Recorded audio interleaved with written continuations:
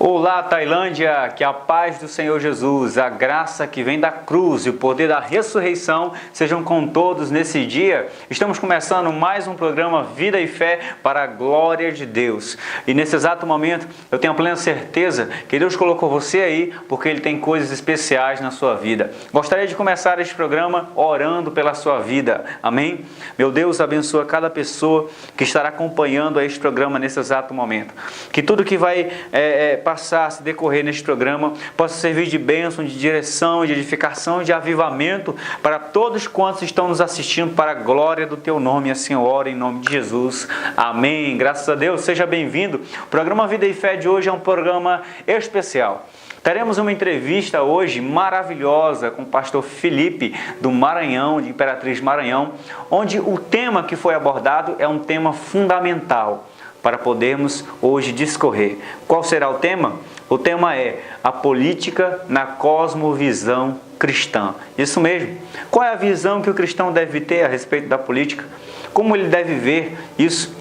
E esse programa, é claro, não é um programa tendencioso em nada, mas apenas atrair a sua atenção para o que a Bíblia diz a respeito disso e você será esclarecido e abençoado. Convide seus amigos, convide sua família, aumente o som da TV agora, que o programa hoje está abençoador. Essa entrevista foi riquíssima em instrução divina e em conhecimento, em direção e ensinamento da parte da Palavra de Deus. E eu, Leonilson Santos, tenho um prazer muito grande de poder ter você agora comigo. Então, assista nosso programa, assista essa entrevista, seja bem-vindo e seja abençoado mais uma vez através deste programa, em nome do Senhor Jesus. Então, vamos acompanhar a entrevista com o pastor Felipe, da Igreja de Imperatriz, Assembleia de Deus em Imperatriz, Maranhão, sobre a política na cosmovisão cristã. O programa Vida e Fé está no ar.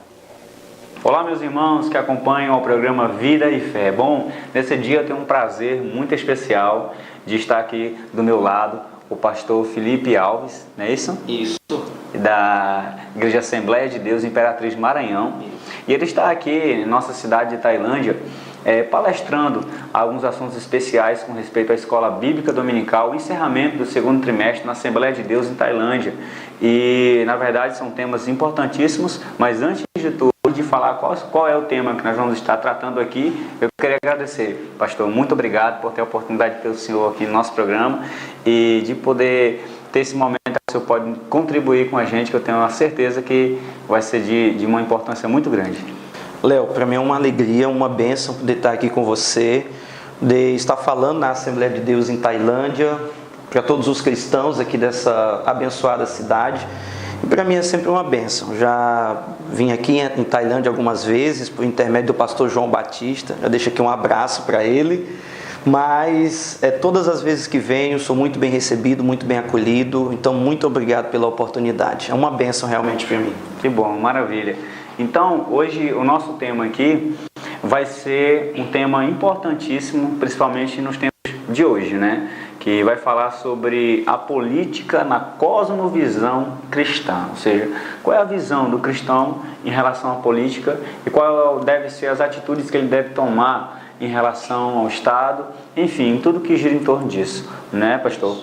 E é um tema muito importante e fundamental, né? Principalmente que a gente tem que se informar bem hoje para ter a razão da nossa fé e saber como responder e agir. Com certeza, nós estamos passando nos últimos anos por uma crise na área da política muito grande. Nós podemos observar isso nas manifestações que tivemos nos últimos anos, as maiores das últimas décadas aqui no Brasil. Não muito distante, nós tivemos agora, há algumas semanas atrás, uma greve, uma paralisação dos caminhoneiros, uma crise de abastecimento. Talvez você sofreu um pouco com isso, faltando algum alimento, faltando combustível e coisas dessa natureza. Tudo isso por causa dessa instabilidade política que o nosso país está vivendo. Então, nunca foi tão necessário e tão importante saber sobre política e entendê-la, e nós que somos cristãos sabemos que tudo no mundo nós vemos através de uma ótica bíblica. Então, o que a Bíblia diz a respeito da política, como os cristãos lidam com essa área do poder público? Até porque, pastor, Na verdade, já é de um bom tempo que se tem uma visão equivocada com respeito à política. Muitos cristãos, né, jogam logo e dão a política pro diabo, né? Falam, não, a política é do diabo, a gente não deve saber como é que funciona, não. E principalmente você que está nos acompanhando aí, entenda, a nossa conversa aqui jamais vai ser com respeito a qualquer tendência política, a qualquer não. A nossa conversa aqui é sobre o papel do cristão e como ele deve ver a política e a sua influência que ele deve exercer como cidadão aqui da terra, né, pastor? Sim. E cidadão também dos céus, né, nos nossos tempos, nas leis, enfim, tudo. Pastor, a primeira pergunta que eu tenho aqui para o senhor é uma pergunta que as pessoas querem saber, a pergunta inicial. Como é que o cristão deve ver a política? Muito bem, a política é a arte de governar. É o serviço prestado à cidade. Esse próprio nome política, no grego, polis, tem a ver com a cidade. É o cuidado com a cidade, com as coisas criadas, com a criação. Então, nós fazemos política na medida em que governamos, na medida em que obedecemos o mandamento do Senhor de cuidar da criação que um dia foi nos dada. Muito bem, como é que o cristão ele olha para a política? Como o Léo já colocou aqui, durante muitos anos, talvez as últimas 2 décadas, nós fomos fortemente influenciados por uma visão, digamos assim, eu colocaria até entre aspas, esse termo é um termo bem ambíguo, mas fundamentalista, uma visão que já dizia o seguinte, não, Deus ele lida diretamente com a igreja, já política, Estado, educação, isso tudo é do mundo, é secular. Deus só lida com a igreja. Só que a visão bíblica não é essa. Deus, ele é Senhor da igreja, mas também é Senhor do Estado, também é Senhor da família, também é Senhor da educação, também é Senhor do trabalho. Deus governa sobre todas as áreas. Então, o cristão ele deve olhar para a política como uma ferramenta do cuidado e da direção de Deus para o seu povo, para as nações. Deus governa as nações pelas autoridades que ele institui sobre elas. De modo geral, essa é a visão que nós temos que ter. Deus é soberano sobre todas as esferas de autoridade. Interessante, pastor. Então, o cristão deve ver, né, o Estado, né, como uma ferramenta, né, para Deus governar através, né, dos governos e das leis, de forma com que o povo tenha paz, né, prosperidade. Né? E o interessante é que a Bíblia fala a respeito do papel do Estado, né, em relação ao povo, e da igreja em relação ao Estado. Eu gostaria assim que o senhor falasse para a gente qual é o papel do Estado segundo a Bíblia. A gente sabe que o Estado é laico, mas o cristão, como a gente sabe, tem que ir tudo pela ótica bíblica, né? Isso não tem como separar a Bíblia, né, a visão dos princípios cristãos da visão política, das outras filosofias, não. O cristão vê tudo por meio do Evangelho. Nós cristãos devemos nos submeter às autoridades constituídas por Deus, não devemos resistir a elas, porque elas são ministros de Deus para punir o mal, para louvar o bem e servir ao povo. Eles prestam um serviço ao povo em nome de Deus. Então, numa rápida olhada em Romanos 13, de 1 a 7, nós temos o papel dos cristãos. Nós devemos honrar as autoridades, como o Paulo coloca lá em 1 Timóteo 2 e 2, nós devemos orar por elas, para que nós tenhamos paz, porque entendemos na medida em que as autoridades exercem o seu poder da maneira correta, os cidadãos têm paz e os cristãos também, por assim dizer, e também para que eles sejam salvos, se ainda não são. Orar por eles para que haja paz, para que eles façam um bom governo, orar por eles para que sejam, se ainda não são, para que sejam alcançados pelo Evangelho. O desejo de Deus é que os homens sejam salvos, inclusive os políticos, viu? Deus quer que os políticos sejam salvos também, aqueles que ainda não são. O Estado, como diz lá em Romanos 13, exatamente tendo em vista o papel desempenhado pelo Estado. Agora, nesse texto também fala do que o Estado faz e qual é o seu papel.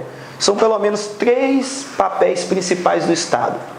Primeiro, o Estado ele é colocado por Deus para ser um ministro de Deus, ou seja, o Estado está a serviço de Deus.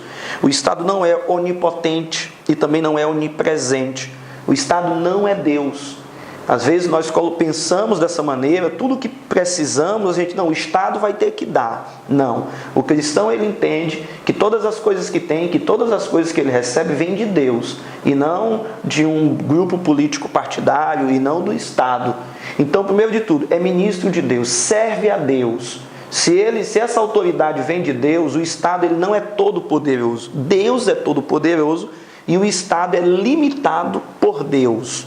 O poder que ele tem é limitado, a autoridade é limitada. Segundo, o Estado precisa punir o mal.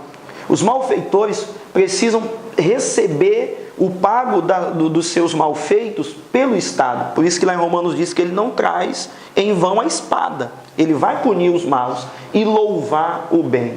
Então, em linhas gerais, servir a Deus, servir ao povo, punir o mal e promover o bem. Esse é o papel fundamental do Estado. Então, essa é a pergunta, para complementar. Se o propósito do Estado é ser um servo de Deus, servir o povo, punir o mal, e promover o bem, elogiar, e recompensar o bem, quando ele não faz isso, o que o cristão deve fazer? Ele é obrigado a se submeter? Perfeito. Eu penso que não.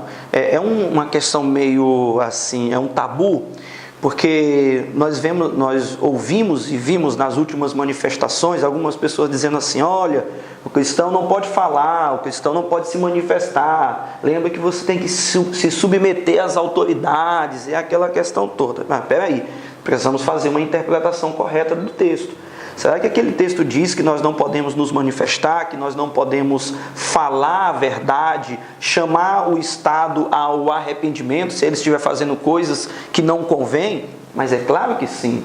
Os cristãos podem e devem se manifestar quando o Estado se afastar do seu propósito. A verdade é que em alguns momentos nós percebemos que essas autoridades elas estão fazendo exatamente o oposto. Os bons estão sendo punidos com falta de educação, punidos com falta de segurança, punidos com falta de saúde, e os maus estão sendo promovidos, não são punidos, são até louvados e colocados em altos cargos. Então, uma autoridade que promove isso, ela não é legitimada por Deus. Ela não faz aquilo que Deus a chamou para fazer. Nesse sentido, e neste caso, os cristãos devem se levantar, devem se manifestar. E digo mais, como? Nós nos manifestamos violentamente? Nós nos manifestamos de maneira a promover vândalos? Mas é claro que não. Nós nos manifestamos emitindo a nossa opinião, chamando o governo ao arrependimento, manifestações pacíficas. Nós também podemos fazer, isso é um aparato legal dentro da Constituição, paralisação ou greve. Então, a própria democracia dá os mecanismos para que o cidadão ele possa se manifestar. E o cristão, sendo um cidadão, pode e deve se manifestar diante dos desmandos e diante, às vezes assim, dos abusos da autoridade. Há dois pontos interessantes, pastor, que eu vi com relação à sua palestra, que eu queria aproveitar aqui para expor. O primeiro é que o cristão ele tem que se submeter até onde as leis não ferem os princípios maiores da vida dele, que são regidos pelo Evangelho, não é? Se qualquer lei que seja levantada, ou qualquer argumento que seja colocado em pauta, que venha ferir os princípios que regem a fé do cristão, ele não pode então se submeter. Então, como o senhor apresentou também com respeito que o cristão sim, como cidadão, deve se manifestar, deve com ideias, de forma pacífica, é claro. Há uma coisa bem interessante que quando o senhor falou que eu guardei para mim, é justamente quando a pessoa pensa assim: para que eu vou me manifestar? Isso não tem nada a ver comigo. Ou então, para que eu não vou abraçar essa causa? Isso não tem nada a ver comigo. O senhor deu o exemplo lá do avião, da pessoa que certa vez uma pessoa pegou um avião emprestado, não foi isso? E no meio ali do voo o avião começou a dar problema, queimou as duas asas do avião e o avião começou a cair. Só que a pessoa que tinha pegado o avião emprestado não estava preocupada, Aí o piloto falou assim: por que você não está tão preocupado? Ele falou: o avião não é meu. Então, como é que ele... Aí ele falou, o avião não, mas só que ele estava dentro do mesmo avião e o avião ia cair e ia levar ele junto. E aí é um bom exemplo de que sim, embora você possa pensar, isso não tem nada a ver comigo, mas vai chegar em você. E se você é um cristão, você sim deve ter uma visão com respeito a essas coisas, e que os princípios de Deus sejam colocados na nação, né? De forma sadia, de forma respeitosa, equilibrada e real, segundo o Evangelho, que possa trazer paz para todos e liberdade, né? Com certeza. Igualdade, liberdade, fraternidade são princípios bíblicos, princípios cristãos, a ideia de liberdade, a ideia de irmandade, né? A ideia de igualdade, são todos princípios ali elencados desde a Reforma Protestante. Então, um dos legados da Reforma Protestante, essa colocação, essa divisão de igreja e Estado. Então é preciso sim que a igreja se levante, é preciso sim que a igreja fale, é preciso sim que a igreja emita a sua opinião diante de alguns abusos, ou melhor, diante de todo e qualquer abuso promovido. William Wilberforce, né, que foi nós podemos chamar um dos políticos cristãos de renome. Inclusive tem até um filme chamado Jornada pela Liberdade, que conta essa história dele. Ele lutou contra o tráfico de navios negreiros ali na Inglaterra. E ele dizia assim: você pode até optar por virar o rosto, mas você nunca poderá dizer que não viu. Então, o que nós estamos fazendo de vez em quando, como cristãos, como cidadão ou como igreja, é virando o rosto. Nós não podemos optar por virar o rosto. Nós vimos o mal acontecendo, nós vimos coisas erradas acontecendo. E quando a igreja vê coisas erradas acontecendo, vê o mal se estabelecendo, a igreja se levanta, obedecendo a palavra como sal e luz, iluminando e evitando a corrupção. É isso mesmo. E uma pauta importante é que, algo que também eu aprendi com o senhor, é que a igreja deve ter a consciência do Estado. Sim, né? Sim. Do Estado, então, se desviar dos princípios saudáveis, equilibrados, que principalmente honram a Deus, né? E trazem equilíbrio para a nação. Quando ela se desviar, a igreja deve sim se levantar, os profetas de Deus devem se levantar sim e protestar em cima da palavra de Deus. Verdade. Isso é o que o R.C. Sproul ele vai chamar de crítica profética. A igreja se levanta quando acontecem determinadas situações, ela não pode se calar. Então veja bem, nós olhamos um exemplo bíblico, o exemplo de Davi. Davi, ele acaba fazendo algo horrível, cometendo um adultério seguido de assassinato, às vezes se prevalecendo da sua posição, do seu posicionamento político. Mas o que acontece é que o profeta vai lá e conta uma história para ele, depois com o dedo em riste, diz para ele: você pecou, você precisa se arrepender. Então, chamando o governante ao arrependimento. Isso é a consciência. Você tem mais tarde o próprio João Batista, que não se cala diante das questões que estavam acontecendo lá no palácio com Herodes. Então ele fala contra um casamento irregular que tem lá, acaba pagando com a própria vida, mas não se calou diante desses desmandos e diante destas situações. A igreja também não se cala, ela é a consciência. Sproul vai colocar isso. A igreja é a consciência do Estado. Então, se o Estado está fazendo alguma coisa errada, está fugindo do seu propósito, essa consciência não pode ficar calada e nem pode ser cauterizada. Ela chama o Estado para o seu papel novamente. Faça o que você tem que fazer, só o que você tem que fazer. Não faça nada além, não faça nada menos. Cumpra o seu papel nos propósitos divinos. Bom, pastor, é isso mesmo, né? Então até aqui a gente aprendeu qual é o papel do Estado, né? Aprendemos como o cristão deve ver o Estado, né? A política, e aprendemos também qual deve ser a influência do cristão na política, né? Que ele deve influenciar de maneira positiva, né? Bom, mas eu queria também aproveitar para aprender aqui com o senhor justamente sobre alguns termos que existem hoje na política que estão em evidência, que nós precisamos entender como cristãos, né? Eu queria saber o que significa esses termos e também eu gostaria de falar também, não apenas desses termos, mas das ideologias que estão surgindo agora, que é de suma importância que o cristão venha perceber o que é, saber, né, o que é e como agir diante delas, como se proteger de algumas que podem trazer resultados negativos e outras que podem sim ser positivos para a sociedade. Bom, queria primeiramente saber o que é esse termo esquerda e direita, né? Que está aí em evidência, né? Todo mundo fala esquerda, todo mundo fala direita, enfim, o que é isso em um contexto atual, né? Que a gente sabe que lá no passado foi uma questão de história, né? Dos reis e tudo, mas no contexto atual, o que é? Muito bem, esses termos, eles não são termos fáceis de definir. Há, na verdade, uma diversidade de camadas, uma diversidade de pensamentos a respeito dessas duas vertentes, esquerda e direita, principalmente nesse cenário político. Mas, para não correr o risco, eu vou me segurar aqui numa citação deste livro do Frank Ferreira, Contra a Idolatria do Estado, o papel do cristão na política. Lembrando que vocês podem encontrar esse livro aqui na Casa da Bíblia. Na Casa da Bíblia, você pode comprar esse livro lá. O Frank Ferreira, a gente anuncia no final. Perfeito. O Frank Ferreira é um pastor batista que nos últimos anos tem estudado muito e pesquisado muito a respeito da teoria política, a respeito da teologia política também. Então, nesse livro, ele vai fazer um apanhado geral.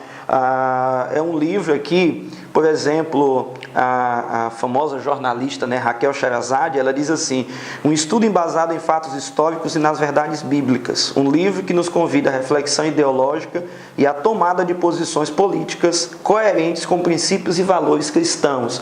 Então, se você quer uma introdução para entender esse cenário político a partir de uma cosmovisão cristã, este livro é o livro que eu recomendo para você. Então, eu vou citar o Franklin quando ele coloca um conceito bem geral de esquerda e de direita. Ele diz assim, a esquerda pode ser definida como aquele modelo do espectro político em que há pouca ou nenhuma liberdade pessoal e econômica, em que o Estado ou partido ganha uma dimensão transcendente, agindo para estender seu domínio sobre todas as esferas da sociedade. Então, esquerda é isso. Pouco ou nenhuma liberdade econômica e uma transcendência do Estado. O Estado, ele acaba mandando em todas as coisas. O Estado é gigante, ele abarca todos os valores, todos os aspectos da sociedade são de alguma maneira influenciados pelo Estado.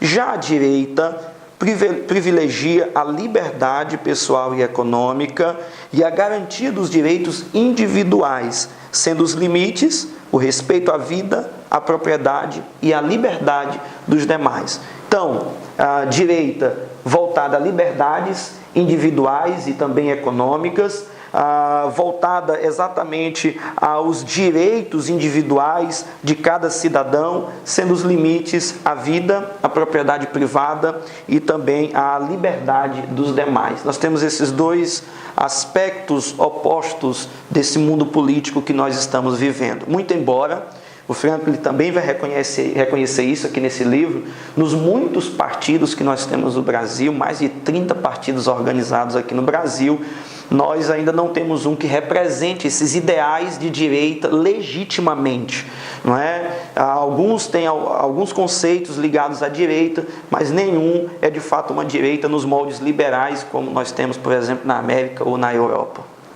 Ele coloca isso aqui. Então, em linhas gerais, a gente definiria direita e esquerda dessa maneira. Bom, meus amados, então, como vocês observaram nessa definição geral, né, que o pastor Felipe trouxe aqui, espero que você possa ter entendido em relação o que esses termos esquerda e direita, né?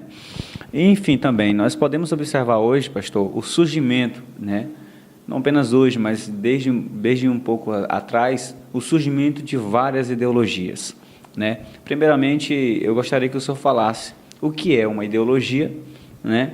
Quais são as ideologias que estão surgindo hoje, né? E boa parte em que elas anunciam, quais são os seus pensamentos e qual é o papel do cristão diante dessas ideologias, como ele pode se proteger, entender que uma ideologia é saudável à sua fé e como ele pode também discernir se uma ideologia é prejudicial aos seus princípios e principalmente ao meio pelo qual ele crê, né?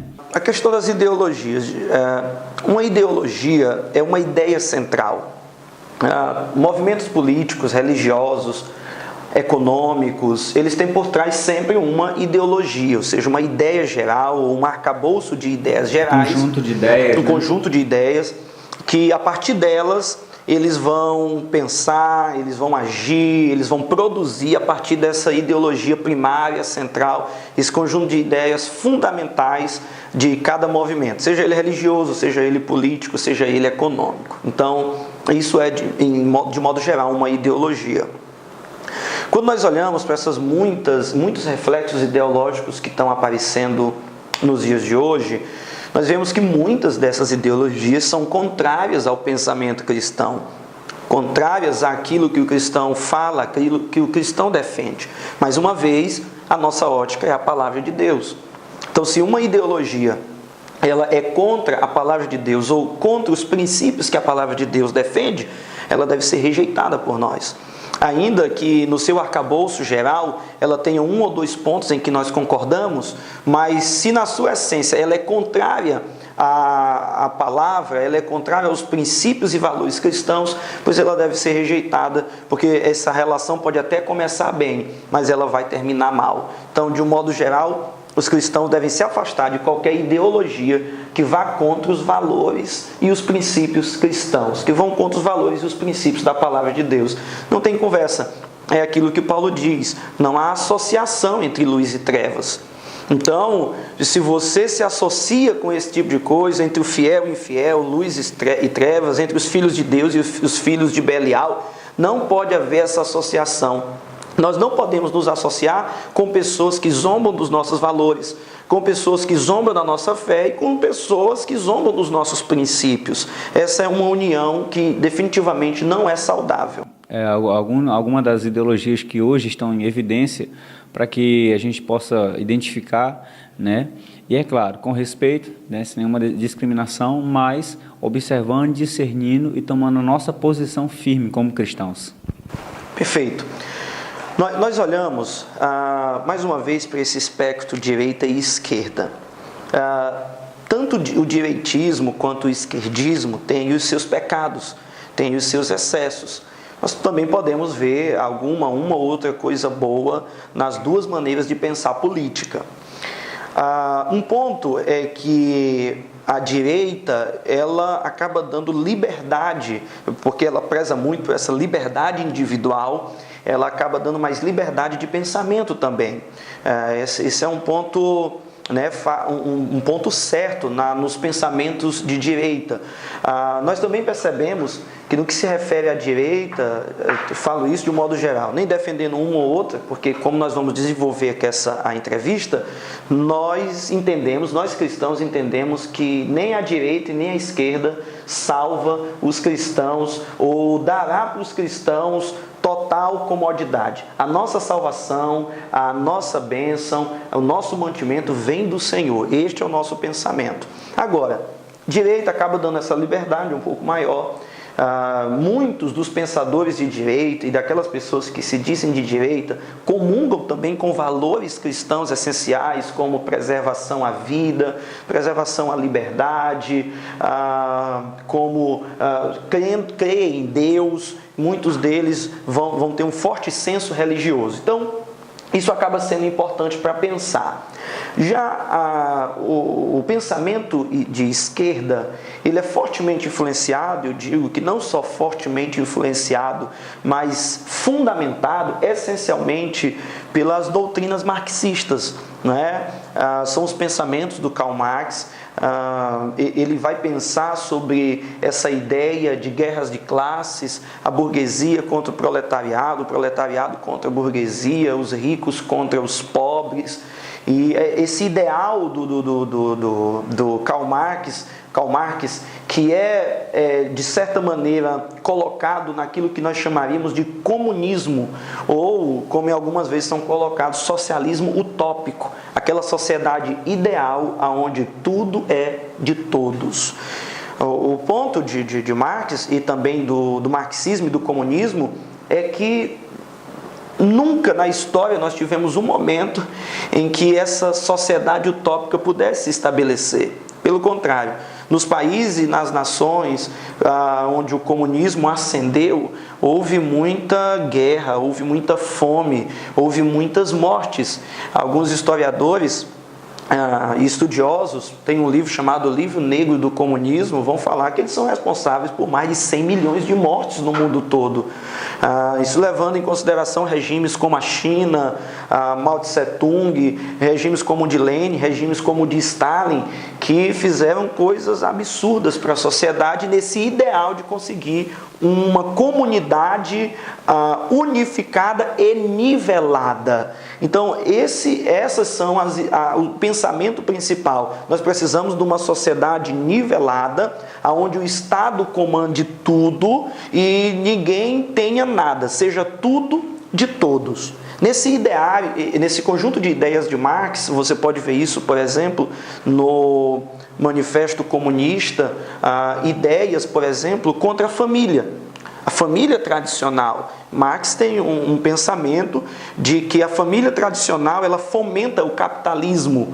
Então, na ideia dele, se a família tradicional termina, o capitalismo vai também cair. Esse é um pensamento dele, ele queria destruir o capitalismo e se o capitalismo cair, a família tradicional também cai. Então, esse é um pensamento. Há um livro chamado Abaixo a Família Monogâmica, o autor é Sérgio Leza, se não me falha a memória, ele diz claramente lá que o comunismo só vai se estabelecer quando a família monogâmica ser extirpada, ser destruída. Então, como que nós vamos comungar com uma ideologia que é contra a família como Deus criou? Logo, não pode haver união entre esses dois pensamentos. Então, contra a família, contra a religião, contra Deus, fomentando ideologias como essa, por exemplo, da ideologia de gênero, não é? Não nasce homem, não nasce mulher, vai se definir depois. Pensamentos como esse têm todo um cunho muito forte nessas ideias marxistas que reverberam no socialismo e vão desaguar com certeza em um comunismo, e que nós vimos, e a história vai dar conta disso, que o comunismo em nenhum lugar onde se estabeleceu foi de fato um governo bom. Todos os lugares onde o comunismo se estabelece, há na verdade muita fome, muita miséria e muita morte. Então, nesse ponto, eu penso que é o maior problema da esquerda, é ter no seu conjunto de ideias esse pensamento marxista de um Estado poderoso, de um Estado transcendente. Essa é a linguagem que o Frank Ferreira vai usar aqui, contra a idolatria do Estado, porque a esquerda, com o seu Estado total, com o seu Estado gigantesco, se o pessoal precisa de saúde, é o Estado que dá. Se precisa de educação, é o Estado que dá. Se precisa de segurança, é o Estado que dá. Perfeito, papel fundamental. Mas aí o Estado também entra na família. O Estado também quer dizer como a igreja deve fazer seus cultos. O Estado também entra no comércio, quer dizer como você deve vender a sua própria mercadoria.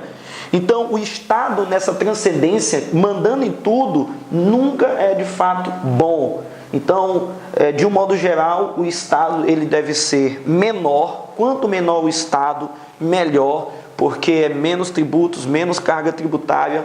O cidadão, de um modo geral, pode ter a oportunidade de ser até mais generoso, ajudando uns aos outros, e nós, com certeza, seríamos beneficiados. Quanto maior o Estado, maior a carga tributária.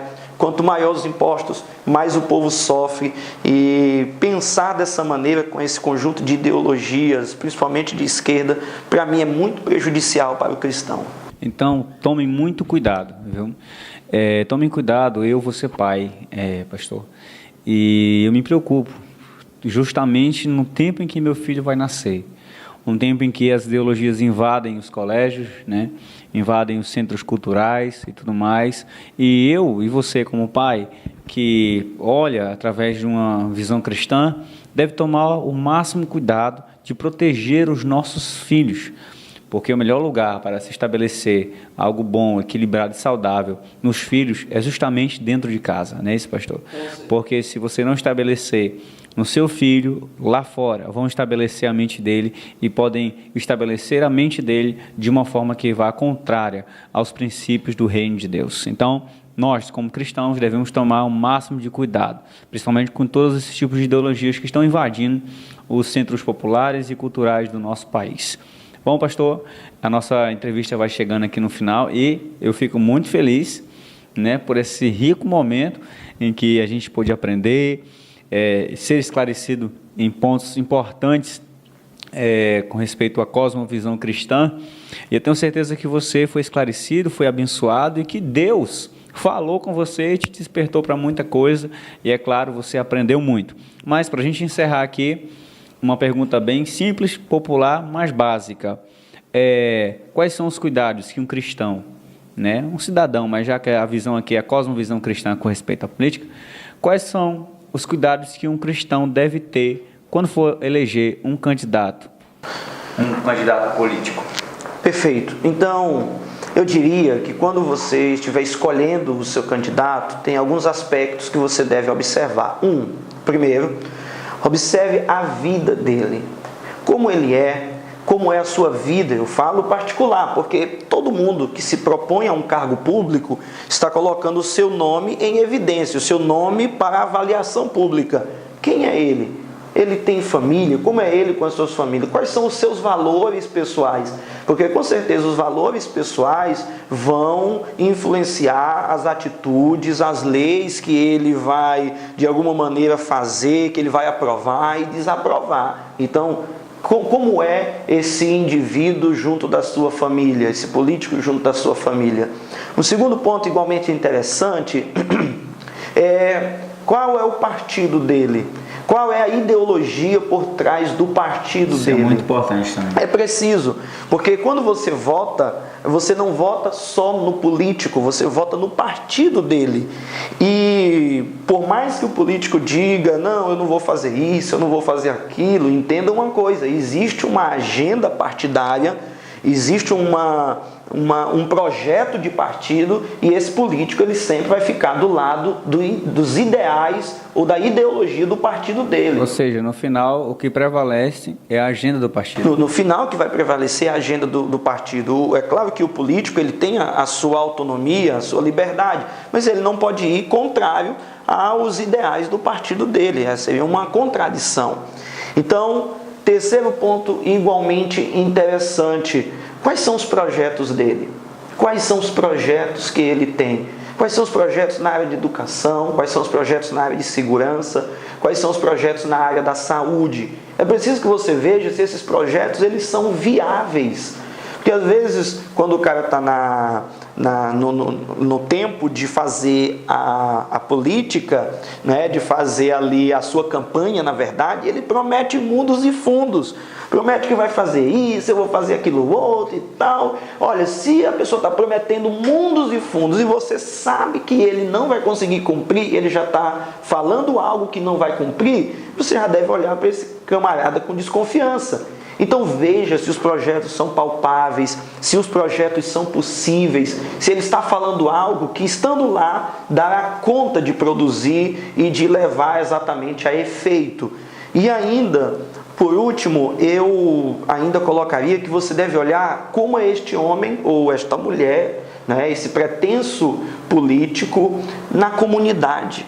Porque tem gente que diz assim, eu vou me eleger e se eu me eleger eu vou fazer.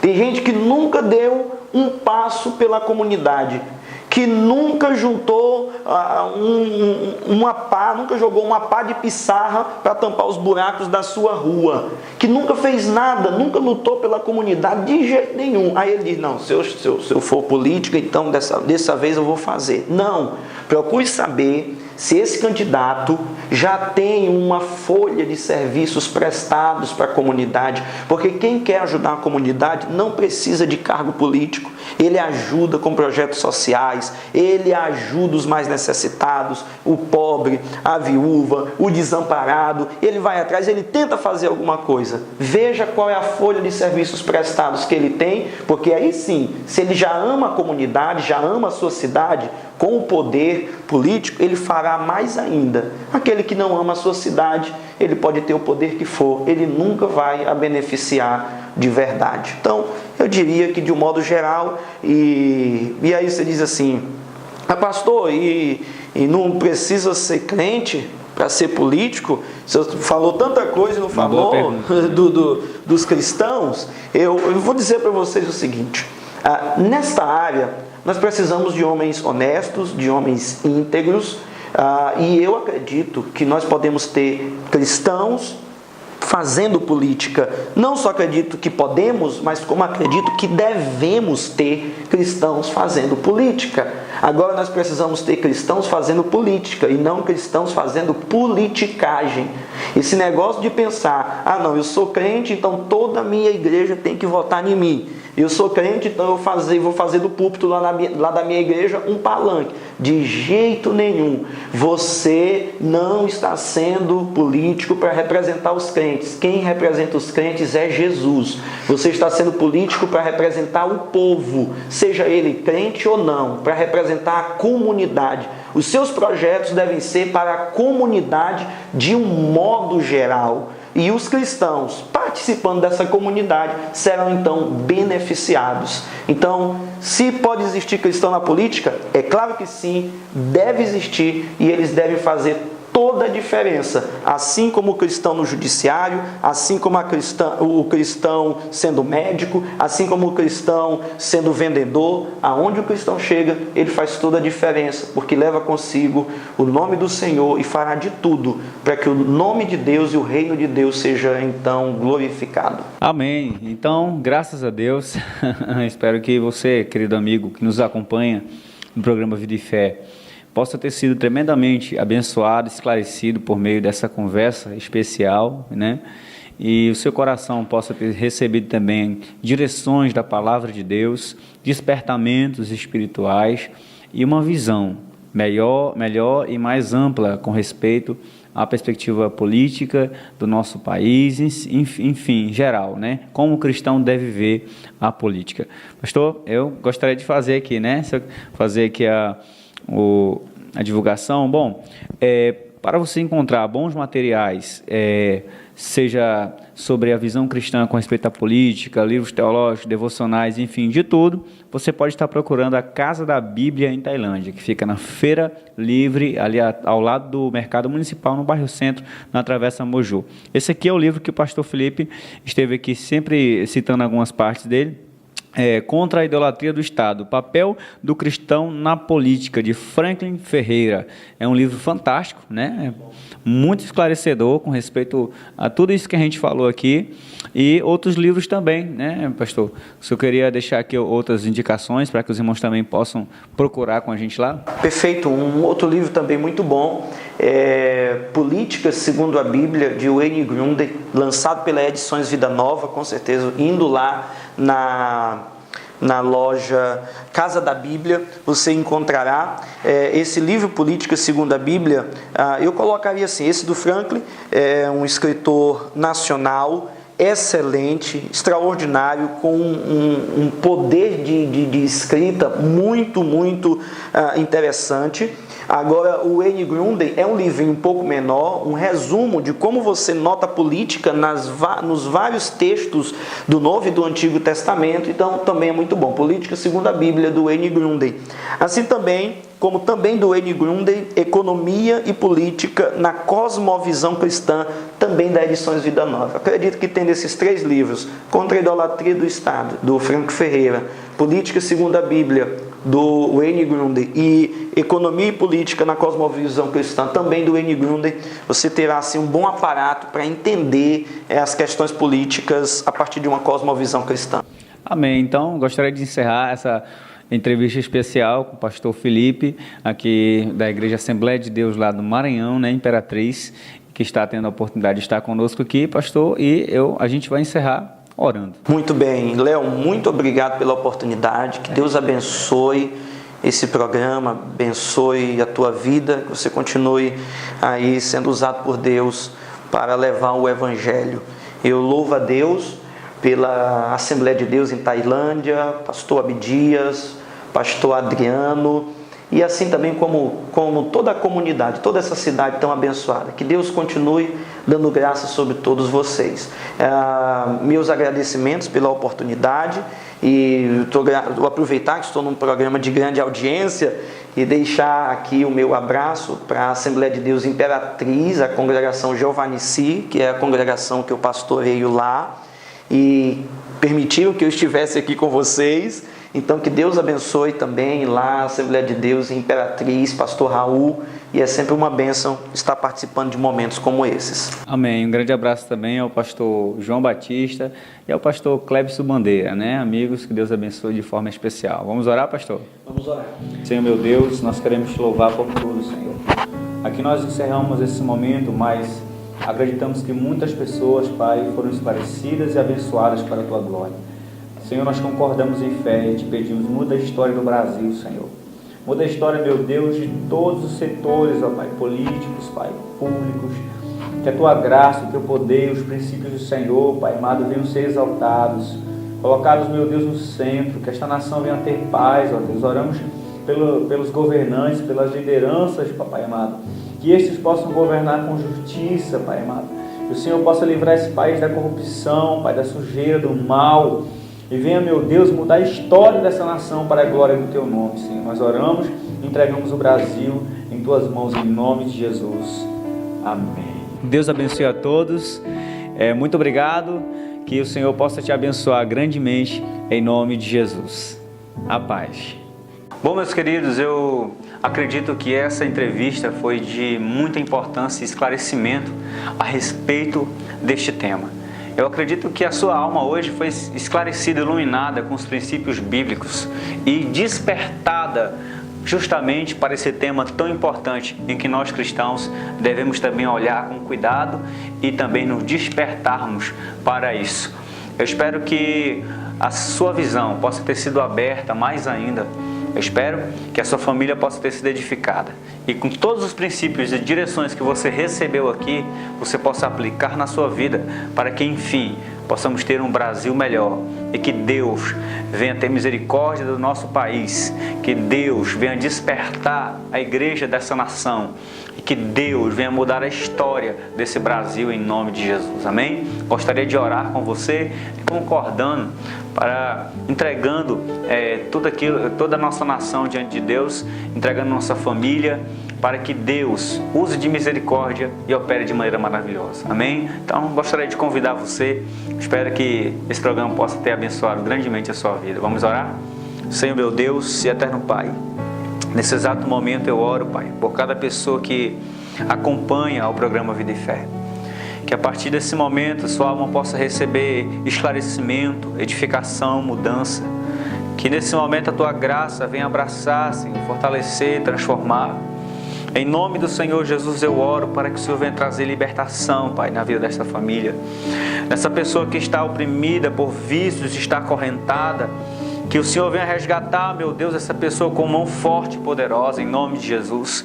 Olha para aquele que precisa de um milagre, para aquele que necessita ser tocado. Toca, muda a história dessa pessoa para a glória do Teu nome. Estenda as Tuas mãos. Toca no fraco, no doente, no oprimido, no afligido, Senhor, em nome de Jesus. E nesta família, Senhor, que o inimigo está, Pai amado, investindo contra esta família. Repreenda toda a ação do inimigo para a glória do Teu nome. Meu Deus, sara, meu Deus, essa nação. Sara o Brasil. Limpa o Brasil da corrupção. Limpa o Brasil, meu Deus, de todo o mal, meu Pai, que tem sugado esse Brasil, que tem trazido resultados negativos. Limpa, meu Deus, e muda a história da nossa nação para a glória do Teu nome. Coloca homens, meu Deus, que possam Te honrar, Senhor, lá. E, meu Deus, e assim traga a justiça sobre a nossa nação. Que Teu povo venha ter paz, teu povo venha ter liberdade, que as pessoas venham ter alegria e tranquilidade e o teu nome venha ser glorificado em tudo, que o reino de Deus cresça. Assim eu oro e te agradeço em nome de Jesus. Amém. Graças a Deus. Deus abençoe a todos. E até o próximo programa Vida e Fé, se Deus quiser.